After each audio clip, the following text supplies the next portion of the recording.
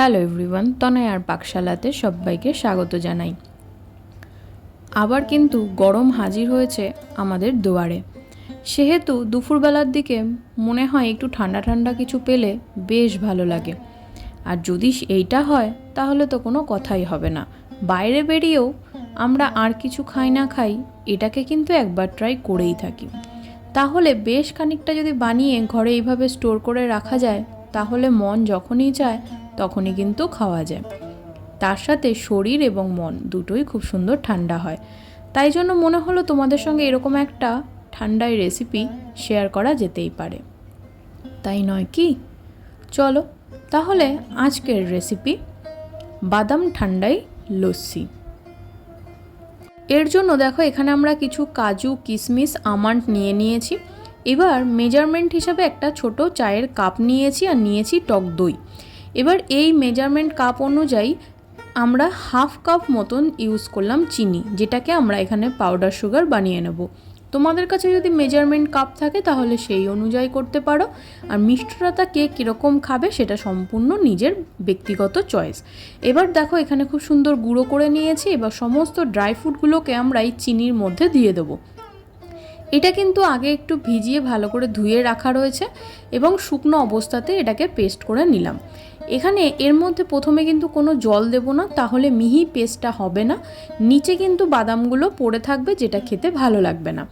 দিলাম বেশ খানিকটা পরিমাণে কিন্তু টক দই। তোমরা কোয়ান্টিটি অনুসারে এখানে টক দইটা ইউজ করো, আমি আমার মতন করে ইউজ করলাম। এখানে 500 টক দই নিয়েছিলাম, যার মধ্যে আমি প্রায় 250 গ্রামের বেশি দিয়েছি।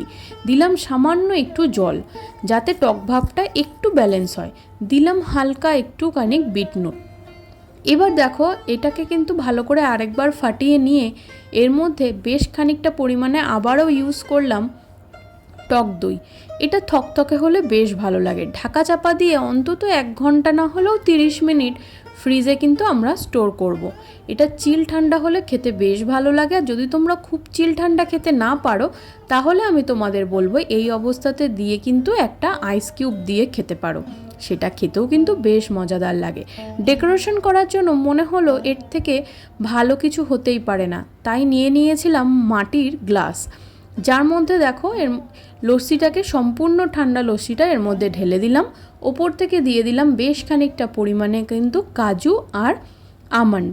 তোমরা চাইলে কিন্তু একটু কেশরও দিতে পারো, তাতে কিন্তু কোনো অসুবিধা নেই। সম্পূর্ণটা দিয়ে দিলাম। এবার ওপর থেকে দিয়ে দেবো একটা স্ট্র। ব্যাস, আর কি? ঠান্ডা ঠান্ডা এরকম বাদাম ঠান্ডায় লস্যি শেয়ার করো আর ফ্রিজে রেখে দাও। বাড়িতে আত্মীয় স্বজন আসলে চট জলদি সার্ভ করো।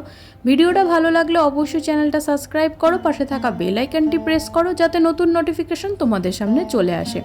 ভিডিও ভালো লাগলো অবশ্যই কমেন্ট সেকশন তোমাদের জন্য খোলা রইল, সেখানে কমেন্ট করো, জানাও যে তোমাদের কেমন লাগলো ভিডিওটা। ধন্যবাদ। দেখা হচ্ছে আরও একটা রেসিপির সাথে। আমি আমার মা ফিরে আসছি।